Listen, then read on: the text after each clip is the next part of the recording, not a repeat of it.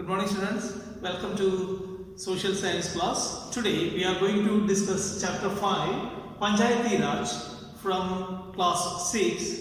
Today we need to discuss about how the representatives are being elected in the three-tier system of election. So we have already studied that there are three basic tiers for democratic elections. When we take the elections, we can see that there comes the election for Lok Sabha and Rajya Sabha, and again for the assembly level or for the state level, and for the third one we can see that it's for the local self-government. When we take the term local self-government, we can see that it can be divided again into three more tiers. As a Gram Panchayat, then Block Panchayat, or Block Panchayat is called in the other way as Janpad Panchayat or Panchayat Samiti, and the third one Jilla Panchayat or District Panchayat or Jilla Parishad. In three of these three are considered to be the three tiers of the Panchayati Raj system. When we take the levels of this Panchayati Raj system, that means in each particular panchayat, when we take the case of a panchayat level, we can see that there are three. One is Gram Sabha, and another is Gram Panchayat, and the third one is Nyaya Panchayat.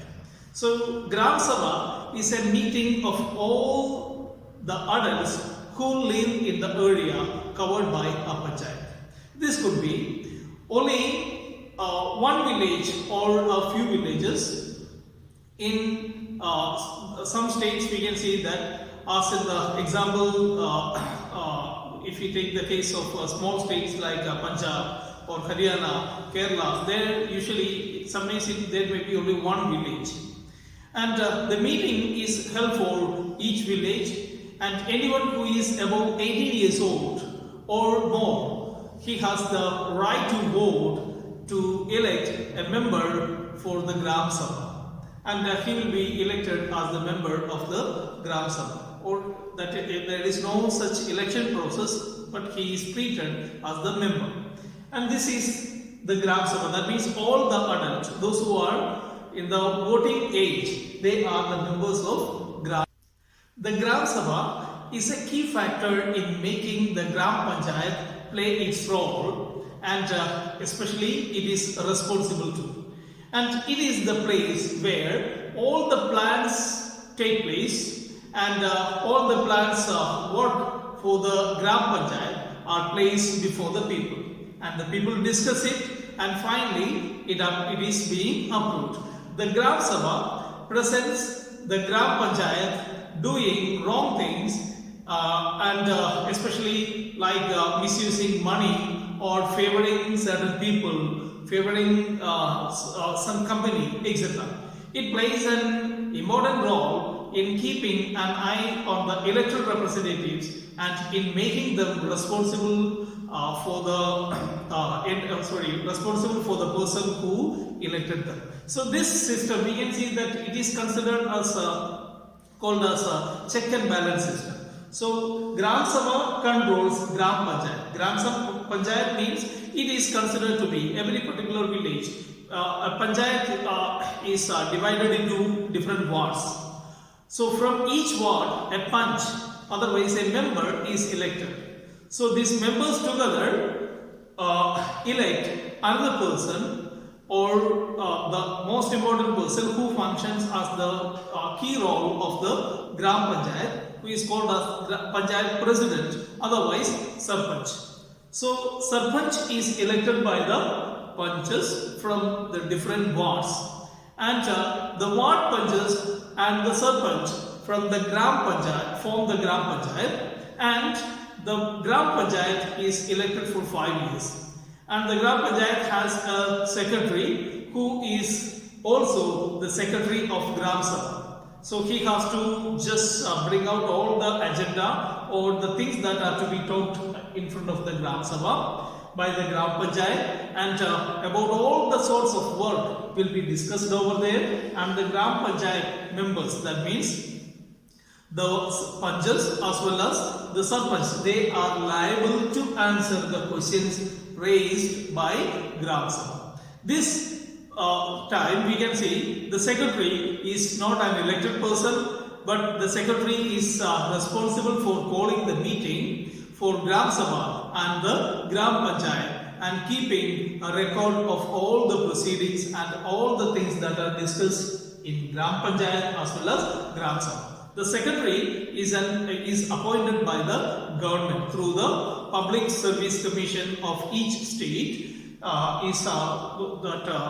Through a particular this written exam, we can see that the public exam, the person is chosen, and finally he or she is appointed as the secretary. He or she has to control and decide the agendas of both of these cases, and he or she has to give the information to Gram Sabha and Gram Panchayat about holding its meetings. And finally, there comes one more term, Nyay Panchayat. What is Nyay Panchayat? Nyay Panchayat means if there is a particular dispute, suppose there will be dispute between the two people who are living neighborhood, and they have some petty issues, some simple issues that can be discussed as well as solved, can be brought in front of Nyay Panchayat. And the Nyay Panchayat can solve the issue locally. If it is so serious, then only they can just go usually for the police station too. So that means even the police people who are living in who are just there in a village are liable to report the issues with or to discuss the issues with the Gram Panchayat. If they can solve the issues on the Panchayat level itself, it is to be solved over there. For that, we can see that Nyay Panchayat is made. So these are the three levels of Panchayati Raj system. From in that form, a panchayat or a panchayat rule in a particular village. First is Gram Sabha. That means all the members or all the people, those who are above 18 years or above, and they elect the Gram Panchayat or Panchas, and the Sarpanch is elected by the Panchas, and they constitute Gram Panchayat. And together we can see that the representative of the Gram Panchayat and Gram Sabha together elects some of the people who can who can listen, who are considered to be really impartial, and who can just solve some issues. They are considered the part of Nyay Panchayat. These are considered the three levels of Panchayati Raj system in a village. Let's see what are the duties of Panchayat, Gram Panchayat. So especially the construction and maintenance of water sources, roads, drainage, school buildings, and the other common property resources are to be maintained by Gram Panchayat. Especially for the public properties are to be maintained by Gram Panchayat. Second one, levying and collecting local taxes from the people. And the third one, that is executing Gram Panchayat schemes or the government schemes related to generating employment in a village. These three are considered as the key functions of a Gram Panchayat. So where do they get money to do all these things? The sources of fund of a Gram Panchayat is from the collection of taxes on houses and marketplaces, etc. This is one way. And second one, through the governmental schemes, certain funds are received through the various departments, and especially from the government through the Janbat or even Jilla Panchayat. That means, or from the Janbat means the block level Panchayat, and the Jilla Parishad or even Jilla Panchayat. From this region, they receive some funds to conduct some of the developmental works in the Panchayat. And moreover, the third one is donation for the community works, especially donation received from the people.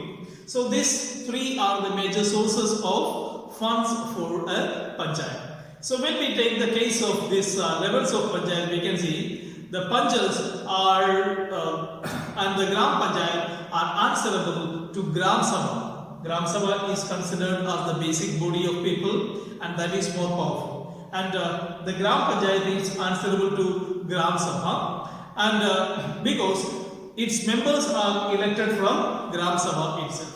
This idea of people's participation in the Panchayati Raj, the system that extends into two other levels. One level is block level or Janpad Panchayat or Panchayat Samiti, and the second level is Jilla Panchayat or even Jilla Parishad or district Panchayat system.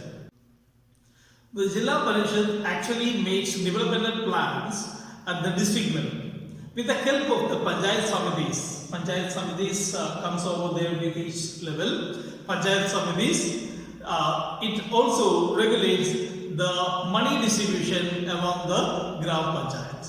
And within the guidelines given in the constitution, each state in the country has its own laws with regard to Panchayats. The idea to provide more and more space for the people to participate and raise their votes and raise their participation in the developmental activities of the country is considered to be the main idea of Panchayati Raj. That means the rule comes from the central level to the lower or to the people. So this is the way we can see that the power is coming back to the people.